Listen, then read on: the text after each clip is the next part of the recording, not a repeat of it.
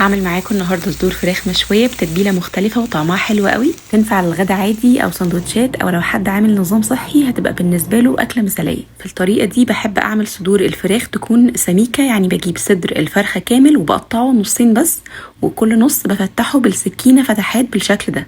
في الكبة بقى هنحط 4 فصوص توم ونص حبة فلفل أحمر حلو وطماطماية وبقدونس فريش. والتوابل بقى معانا هي أساس التتبيلة بتاعتنا اللي هتودي طعم الفراخ في حتة مختلفة: ملح وفلفل أسمر وبهارات فراخ وكمون وكزبرة. والكمون والكزبرة هنا دول بيدوا الفراخ طعم خطير. حطيت كمان عصير ليمون وشوية صويا صوص ومعلقة زيت، وضربت الكلام ده كله في الكبة. هنضيف بقى التتبيلة على الفراخ ونشيل كده شوية منها، حوالي ربعها على جنب، وندخل التتبيلة دي التلاجة مش أقل من ساعة. هنجيب بقى الجريل بتاعنا، لو مفيش جريل ممكن طاسة أو صينية أي حاجة. هنحط فيها شوية زيت ونسخنها على الآخر وننزل بالفراخ. هنسيب الفراخ شوية كده من غير ما نقلبها لحد ما تاخد صدمة وتاخد لون حلو، وبعدين نبدأ نقلبها على الناحية التانية.